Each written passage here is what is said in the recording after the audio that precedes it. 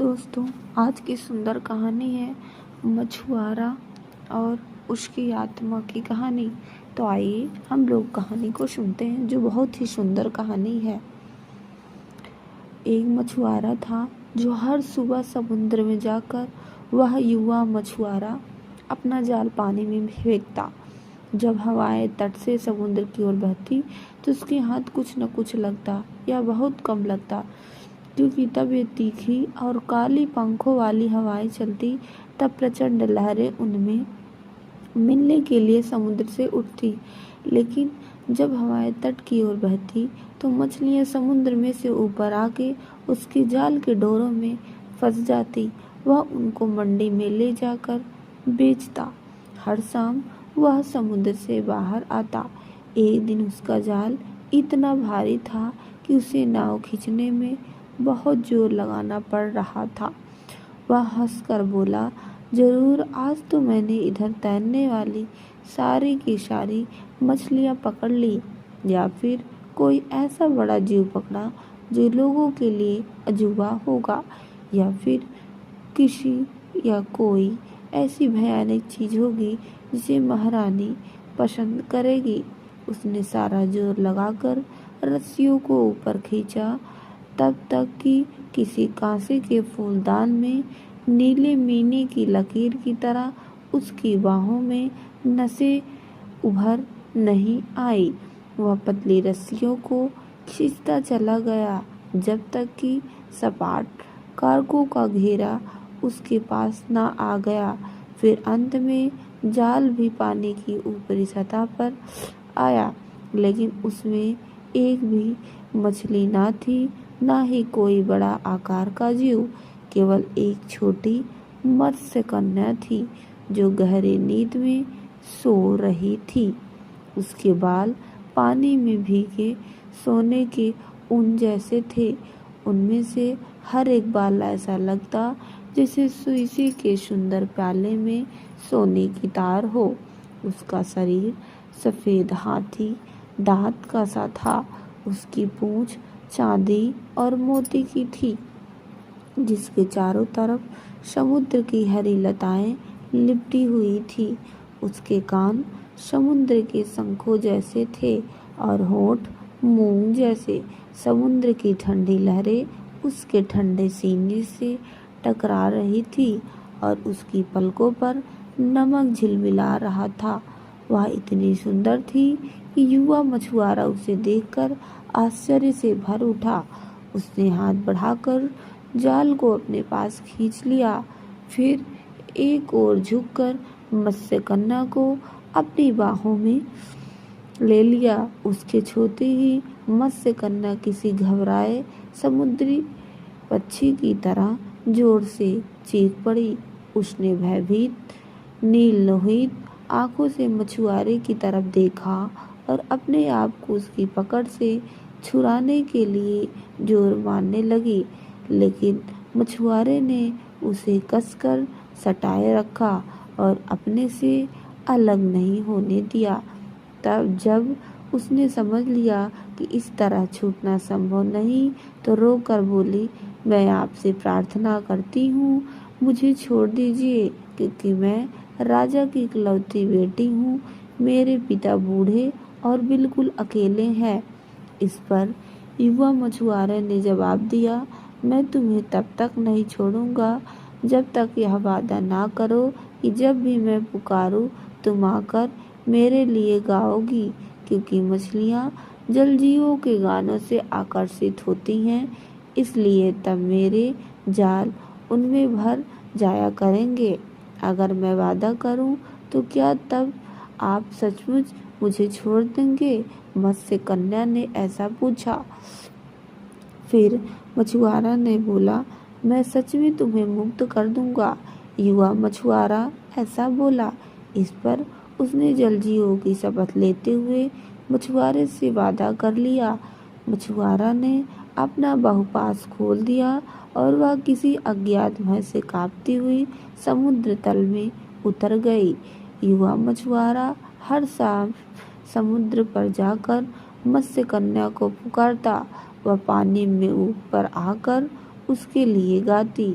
Dolphin मछलियाँ उसके चारों तरफ तैरती हुई चक्कर लगाती और जल पक्षी उसके सिर पर मंडराते। उसका गाना बहुत ही सुंदर होता। वह समुद्र जीवों का गाना गाती जो अपने झुंड को एक गुफा से दूसरी तरफ ले जाया करते हैं, जो छोटे बच्चों को अपने कंधों पर बैठाकर ले जाते हैं। वह हरी दाढ़ियों और बालों भरो सीनों वालों ट्राइटन का गीत गाती, जो राजा की सवारी निकलने पर शंखनाद करते थे। वह तृणमणि से बने राजा के महल का गीत गाती, जिसकी छत नीलम की थी और फर्श चमकदार मोतियों का था। वह समुद्र के बगीचों का गीत गाती, जहाँ दिन भर मूंगे के सुंदर जड़ाऊ झलारे डोलती थी और मछलियाँ उनमें से होकर चांदी की चिड़ियों की तरह आती जाती। वहाँ पवन पुष्प चट्टानों से सटे रहते थे और पीले रेत में गुलाब उगते थे। वह उत्तरी समुद्र से आने वाली बड़ी व्हेल मछलियों का गीत गाती, जिनके पंखों से बर्फ के लंबे कतरे चिपके होते थे, और उन जल परियों के बारे में गाती जो ऐसी आकर्षक बातें बताती कि व्यापारी अपने कानों को मोम से भर लेते ताकि वे उन्हें सुनकर पानी में कूदकर डूब ना जाए। वह उन बड़े मस्तूलों वाले डूबे हुए जहाज़ों का गीत गाती, जिनके जमे हुए नाविक अभी भी पाल से चिपटे हुए थे और बांगड़ा मछलियाँ उनके छिद्रों में से तैरती थी। जहाज की पेंदी से चिपटकर दुनिया भर की सैर करने वाले नन्हे जलजीवों के गीत और चट्टानों के अगल बगल रहने वाले समुद्र फेनी के गीत गाती, जो अपनी काली बाहें दूर दूर तक फैलाए रहती और जब चाहे रात को बुला सकती। उसने घोघो का गीत गाया, जिसके पास अपनी रेशमी पालों वाली उपल की नाव है, और बीड़ा बजाने वाली मत्स्य पुरुषों का गीत गाया, जो अपनी मधुर तान से विशाल समुद्री दानव क्रॉकरेन को सुला सकते। उन छोटे बच्चों का गीत गाया जो हंसते हुए फिसलते सूस को पकड़कर उसकी पीठ पर सवारी कर लेते, और उस मत्स्य कन्या का गीत गाया जो सफ़ेद झाग में लेटकर अपनी बाहें नाविकों के लिए फैलाती। उसने मुड़े हुए दांतों वाले जलसिंह और तैरती आयल वाले जलस्सों के गीत गाए। जब वह गीत गाती तो सभी बड़ी मछलियाँ समुद्र की गहराई से उसका गीत सुनने के लिए सतह पर आ जाती। मछुआरा उन पर अपना जाल फेंक कर उन्हें पकड़ लेता, जो बाकी बचती उनका अपने भाले से शिकार करता। जब उसकी नाव पूरी तरह भर जाती तो मत्स्य कन्या मुस्कुराती हुई नीचे समुद्र में चली जाती, लेकिन वह कभी उनके पास न आती कि वह कहीं उसे छू ना ले। वह अक्सर उसे बुलाता या याचना करता, लेकिन वह उसकी बात ना मानती। जब वह उसे पकड़ने की कोशिश करता तो सील मछली की तरह समुद्र तल में गोता लगाती और फिर उस दिन उसे दोबारा दिखाई ना देती। दिन दिन उसकी आवाज़ मछुआरे के कानों को और भी मधुर लगती। उसकी आवाज़ इतनी मधुर थी कि मछुआरा को अपने जाल या नाव की भी सुध ना रहती। सिंदूरी पंखों और सुनहरी आंखों वाली बड़ी टनी मछलियों के झुंड उसके सामने से गुजर जाते, पर वह उनकी तरफ ध्यान ही नहीं देता। उसका भाला उसकी बगल में पड़ा रहता। उसका मुलमा चढ़ी खचिया वाली टोकरियाँ खाली पड़ी रहती। वह हैरान और आंखों से खुले होठों के साथ अपनी नाव में खाली बैठा रहता और तब तक उसका गाना सुनता जब तक कि समुद्री कोहरा उसे घेर ना लेता और घुमक्कड़ चाँद उसके भूरे अंगों को चांदी जैसा ना रंग देता। एक शाम उसने मत्स्य कन्या को पुकार कर कहा, छोटी मत्स्य कन्या, छोटी मत्स्य कन्या, मैं तुमसे प्यार करता हूँ। मुझे अपना दूल्हा बना लो, क्योंकि मैं तुम्हें बहुत प्यार करता हूँ। इस पर मत्स्य कन्या ने इनकार से सिर हिलाकर कहा, तुम्हारे पास इंसान की आत्मा है। अगर तुम अपनी आत्मा से छुटकारा पा लो तो मैं तुमसे प्यार कर सकती हूँ। तभी हुआ मछुआरे ने खुद से कहा, मेरी यह आत्मा किस काम की? मैं इसे न देख सकता न छू सकता, मैं तो उसे जानता तक नहीं। मैं जरूर इसे अपने से दूर भेज दूंगा, तब मुझे आनंद ही आनंद मिलेगा। इसके साथ ही उसके मुंह से खुशी की तरह एक चीख निकली। अपनी रंगीन नाव में खड़ा होकर उसने मत्स्य कन्या की तरह बाहें पसार दी।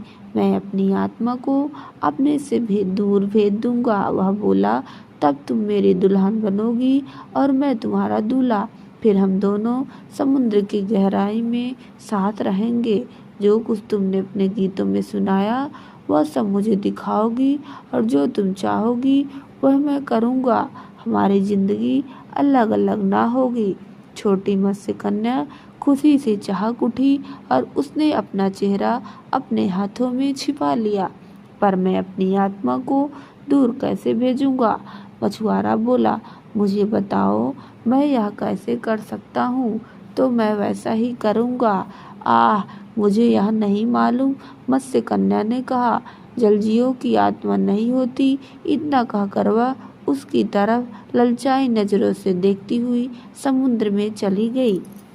अगली सुबह जब सूर्य पहाड़ पर आदमी के हाथ के आकार का ही उगा था, मछुआरे ने पादरी के घर जाकर उसके दरवाजे पर 3 बार दस्तक दी।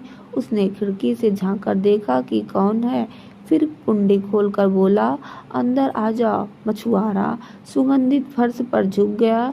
इसके बाद उसने पवित्र पुस्तक से कुछ पढ़ते पादरी से कहा, फादर, मैं एक जलकन्या से प्यार करता हूँ, लेकिन मेरी आत्मा मेरी इच्छा पूर्ति में बाधक है। मुझे बताइए, मैं अपनी आत्मा को खुद से दूर कैसे भेज सकता हूँ? दरअसल मुझे इसकी कोई ज़रूरत भी नहीं। मेरी आत्मा मेरी किस काम की? मैं उसे ना देख सकता हूँ ना छू सकता हूँ, मैं उसे जानता तक नहीं। पादरी ने अपनी छाती पीट ली और बोला, ओफ ओफ, तुम पागल हो गए हो या फिर तुमने कोई जहरीली बूटी खा ली? क्योंकि आत्मा तो इंसान का नेक और उत्कृष्ट हिस्सा है। प्रभु ने हमें यह इसलिए दिया ताकि हम नेकी के साथ इसका इस्तेमाल करें। मानव आत्मा से मूल्यवान और कोई चीज नहीं होती, ना ही किसी सांसारिक वस्तु से इसकी तुलना की जा सकती है। यह दुनिया में जितना भी सोना और राजा के पास जितने मणिक हैं उनसे भी कीमती है। इसलिए मेरे बच्चे, इस मामले में अब ऐसा कुछ ना सोचना, क्योंकि यह ऐसा पाप है जिसकी माफ़ी नहीं होती। जहाँ तक जलजीवों का सवाल है, समझो वे पतित हो चुके हैं। जो उनसे कोई संपर्क रखेंगे वे भी पतित होंगे। वे उन जानवरों की तरह हैं जो नहीं जानते कि अच्छा क्या है बुरा क्या है। पादरी के इस कटु वचनों को सुनकर युवा मछुआरे की आंखों से आंसू भर आए। वह अपने घुटनों के बल से उठ खड़ा हुआ और बोला, फादर, वन्य प्राणी जंगल में रहते हैं और वे बहुत खुश रहते हैं। मत्स्य पुरुष चट्टानों पर अपनी अपनी सुनहरी बीड़ा के साथ बैठते हैं। मेरी आपसे प्रार्थना है, मुझे भी उन जैसा ही बना दो, क्योंकि उनके दिन फूल जैसे हैं। जहाँ तक मेरी आत्मा का सवाल, इससे मुझे क्या फ़ायदा अगर यह मेरे और जिससे मैं प्यार करता हूँ उसके बीच का रोड़ा है। शारीरिक प्रेम बुरा है। पादरी त्योरी चढ़ाकर बोला, इस तरह की बुरी और भ्रष्ट चीज़ों से प्रभु दूर रखे। जंगली जानवर और समुद्र के गायक शापग्रस्त होते हैं। मैंने उनको रात को सुना है। वे मुझे आकर्षित करके माला जपने से मेरा ध्यान हटाने की कोशिश करते हैं। वे खिड़की पर दस्तक देकर हंसते हैं।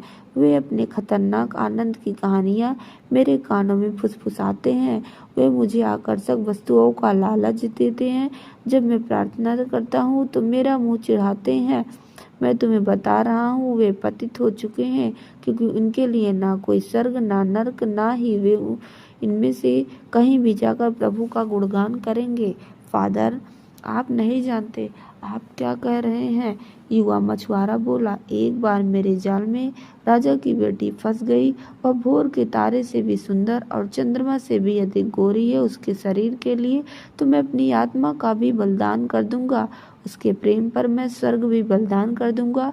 जो मैंने आपसे पूछा है वह बताइए, ताकि मैं शांतिपूर्वक यहाँ से जा सकूं।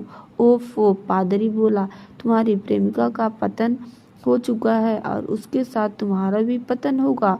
उसने मछुआरा को कोई आशीर्वाद नहीं दिया और दरवाजे से बाहर धकेल दिया। युवा मछुआरा वहां से चलते चलते मंडी में जा पहुंचा। वह किसी दुखी प्राणी की तरह सिर नवाए बहुत धीरे चल रहा था। जब व्यापारियों ने उसे आते देखा तो आपस में कानाफूसी करने लगे। फिर उनमें से एक उनसे मिलने के लिए आगे आकर बोला, तुम्हारे पास बेचने के लिए क्या है? मैं आपको अपनी आत्मा बेचना चाहता हूँ, उसने जवाब दिया। मेरी आपसे प्रार्थना है कि इसे खरीद लीजिए, क्योंकि मैं इससे तंग आ चुका हूँ। मेरी आत्मा मेरे किस काम की? मैं इसे ना देख सकता हूँ, ना छू सकता हूँ, मैं इसे जानता तक नहीं। व्यापारी उस पर हंस पड़े और बोले, किसी आदमी की आत्मा हमारे किस काम की? इसकी कीमत चांदी के 1 फूटे सिक्के जितने भी नहीं है। हमें अपना शरीर एक गुलाम की तरह बेच दो, हम तुम्हें हरित बैगनी वस्त्र पहनाकर तुम्हारी उंगली में दास्ता का छल्ला पहना देंगे। फिर हम तुमको महारानी का सेवक बना देंगे, लेकिन हमारे सामने अपनी आत्मा की बात मत करो। हमारे लिए तो वह है ही नहीं, ना ही हमारे किसी काम की। इस पर युवा मछुआरे ने मन ही मन कहा, कैसी अजीब बात है। पादरी कहता है आत्मा सारी दुनिया के सोने से भी अधिक मूल्यवान है, और व्यापारी कहते हैं इसका मोल चांदी के फूटे सिक्के जितना भी नहीं है। वह उन व्यापारियों से आगे बढ़ा। इसके बाद वह समुद्र तट पर आ पहुंचा। वहां जाकर वह सोचने लगा, अब क्या करना चाहिए। सोचते सोचते दोपहर हो गई। तभी उसे अचानक याद आया कि व्यापारियों की एक सुगंधित बूटी इकट्ठी करने वाली साथी ने उससे एक युवा जादूगरनी के बारे में बताया था। वह खाटी के मुहाने पर एक गुफा में रहती है। वह जादू टोनों में बड़ी होशियारी थी। वह तुरंत उधर दौड़ पड़ा। वह अपनी आत्मा से पिंड छुड़ाने के लिए बेचैन होकर इतनी तेज दौड़ रहा था कि उसके पीछे धूल के बादल उड़ रहे थे। अपने हाथों में होने वाली खुजली से युवा जादूगरनी ने जान लिया कि वह आ रहा है। उसने हंसकर अपनी लाल जुल्फें नीचे की तरफ बिखेर ली। इस तरह अपने लाल बाल नीचे की गिराए हुए वह गुफा के मुंह पर आ खड़ी हुई। उसके साथ में विसर्ग गर्जन की पुष्प टहनी, तुम्हें क्या चाहिए, तुम्हें क्या चाहिए, वह चिल्लाई। वह हाँकता हुआ चढ़ाई से ऊपर आया और उसके सामने झुक गया अपने जाल में उस समय मछलियां चाहते हुए। जब हवा का रुख अनुकूल ना हुआ, मेरे पास एक छोटी बांसुरी है। जब मैं इसे बजाती हूँ तो बड़ी बुलेट मछलियाँ तैरती हुई खाड़ी में आ जाती हैं, लेकिन इसकी कीमत होगी खूबसूरत लड़की, इसकी कीमत होगी। तुम्हें क्या चाहिए, तुम्हें क्या चाहिए? जहाज़ों को नष्ट करने तूफान, समुद्र की लहरें जो खजाने बहाकर किनारे पर ले आए। मेरे पास हवा से भी बड़े तूफान है। पानी की एक डोल और छलनी की मदद से मैं बड़े बड़े जहाज़ों को समुद्र तल में भेज सकती हूँ, लेकिन किसकी कीमत होगी? खूबसूरत लड़की, किसकी कीमत होगी? तुम्हें क्या चाहिए, तुम्हें क्या? मैं वादी में उगने वाले एक फूल के बारे में जानती हूँ, जिसका मेरे सिवा किसी और को पता नहीं है। उसकी पत्तियां बैंगनी है और उसके दिल में सितारा है। उसका रस दूध सा सफ़ेद होता है। अगर तुम रानी के होठों से वह फूल छुआ दो तो दुनिया भर में तुम्हारे पीछे पीछे चली आएंगी। अपने राजा के बिस्तर से वह उठेगी और सारी दुनिया में तुम्हारे पीछे चलेगी, लेकिन इसकी कीमत होगी खूबसूरत लड़की, इसकी कीमत होगी। तुम्हें क्या चाहिए, तुम्हें चाहिए? मैं भेड़ को खरल करके उसका शोरबा बना सकती हूँ। उस शोरबे को मरे हुए आदमी के हाथ से हिलाने के बाद जब मैं तुम्हारे सोए हुए दुश्मन पर उसे छिड़क दूँ तो वह जहरीले सांप में बदल जाएगा। फिर उसकी अपनी माँ ही उसे मार डालेगी। एक चक्र की मदद से मैं आसमान से चाँद को खींचकर नीचे ला सकती हूँ और तुम्हें एक बिल्लौर में मौत दिखा सकती हूँ। तुम्हें क्या चाहिए? अपनी इच्छा मुझे बताओ, तुम्हें दूंगी। तुम मुझे उसकी कीमत दोगे? खूबसूरत लड़के, उसकी कीमत दोगे? मेरी आवश्यकता तो बहुत मामूली है, युवा मछुआरा बोला। अगर पादरी मुझे नाराज होकर मुझे अपने घर से ना निकालता तो बहुत मामूली इच्छा थी। व्यापारियों ने भी मेरा मजाक उड़ाया और मुझे इनकार कर दिया, इसलिए मैं तुम्हारे पास आया हूँ। हालांकि लोग तुम्हें बुरा कहते हैं, तुम्हारी जो भी कीमत होगी मैं दूंगा। तुम्हें क्या चाहते हो? जादूगरनी ने उसके पास आकर बोला, मैं अपनी आत्मा को खुद से दूर भेजना चाहता हूँ। युवा मछुआरा जवाब दिया। जादूगरनी यह सुनकर पीली पड़ गई, वह कांप उठी, उसका चेहरा अपने नीले लब्दे में छिपा लिया। खूबसूरत लड़के, ऐसा करना बहुत भयानक होता है। वह अपने भूरे बालों को झटक कर हंस पड़ा। मेरी आत्मा मेरे लिए बेकार है, उसने जवाब दिया। मैं इसे ना देख सकता हूँ ना छू सकता हूँ, मैं इसे नहीं जानता। अगर मैं बता दूं मुझे क्या दोगे? जादूगरनी ने अपनी सुंदर आंखों से उसकी तरफ देखते हुए पूछा। सोने के पासे के, उसने कहा। मेरे जाल, मेरा छप्पर छाया जिसमें मैं रहता हूँ, मेरी रंगीन नाव जिसमें मैं समुद्र में कूदा। सिर्फ मुझे इतना बता दो कि मैं अपनी आत्मा से कैसे पिंड चुरा सकता हूँ, फिर मेरे पास जो कुछ है वह सब तुम्हें दे दूंगा। वह हंस पड़ी। उसने अपनी विसर्ग गर्दन की टहनी से उसे मारा। मैं शरद की पत्तियों को सोने में बदल सकती हूँ, उसके जवाब में कहा। और अगर मैं चाहूँ तो चंद्रमा की किरणों को चांदी में बदल सकती हूँ। जिसकी मैं सेवा करती हूँ वह दुनिया के सभी राजाओं से अमीर है, तो फिर मैं तुम्हें क्या दूँ? वह बोला, अगर तुम्हारी कीमत ना सोना है ना चांदी। जादूगरनी ने अपना सफेद हाथ उसके बालों पर फेरा। तुम्हें मेरा साथ नाचना पड़ेगा। खूबसूरत लड़के यह कहते हुए मुस्कुराए। सिर्फ यही और कुछ नहीं? युवा मछुआरा हैरानी से बोला और उठ खड़ा हुआ। सिर्फ यही और कुछ नहीं? जादूगरनी ने जवाब दिया और फिर से मुस्कुराई। तो फिर शाम होने पर किसी गुप्त स्थान पर हम दोनों साथ नाचेंगे, वह बोला। और नाचने के बाद तुम मुझे वह बताओगी जो मैं जानना चाहता हूँ? उसने ना में सिर हिलाया और बोला, जब पूर्णिमा की चांद निकला, तब पूर्णिमा का चांद निकला हो। वह बुदबुदाई। उसके बाद उसने चारों तरफ देखा और सुनने की कोशिश की। एक नीली चिड़िया शोर मचाती अपने घोंसले से निकली और उसने रेत के टीलों के चक्कर काटे। 3 चित्तीदार चिड़िया खुरदरी धूसर घास से सरसराती हुई निकली और आपस में चहचहाई। वहां और कोई आवाज ना थी सिवाय तट के कंकड़ों से टकराती लहरों की आवाज थी। जादूगरनी ने अपना हाथ आगे बढ़ाकर उसे अपने पास खींच लिया और अपने सूखे होठ उसके कान के पास ले गई। आज रात तुम पहाड़ की चोटी पर जरूर आना, वहां फुसफुसाई। आज विश्राम का दिन है, इसलिए वहां होगा। युवा मछुआरे ने उसकी तरफ देखा तो अपने सफेद दांत दिखाती हुई हंसी। वह कौन जिसकी तुम बात कर रही? उसने पूछा। तुम्हें इससे मतलब नहीं, उसने जवाब दिया। तुम आज रात वहां जाकर पेड़ के साए में खड़े रहना और मेरे आने का इंतजार करना। अगर कोई काला कुत्ता दौड़ता हुआ तुम्हारी तरफ आए तो उसे भीसा के डंडे से मारना, वह भाग जाएगा। अगर कोई उल्लू तुमसे बात करना चाहे तो उसे जवाब ना देना। जब चांद पूरा निकल जाए तब मैं आऊंगी और एक घास पर इकट्ठा नाचेंगे। पर क्या तुम मुझे यह बताने की कसम खाती हो मैं अपनी आत्मा को कैसे अपने से दूर कर सकूंगा? उसने सवाल किया। हुआ धूप में निकल आई। उसने अपनी लाल जुल्फें लहराकर हवा में तरंगे पैदा की। मैं बकरी की खुरों की कसम खाती हूँ, उसने जवाब दिया। तुम सबसे अच्छी जादूगरनी, हुआ मछुआरा बोला। आज रात मैं पहाड़ की चोटी पर तुम्हारे साथ अवश्य नाचूंगा।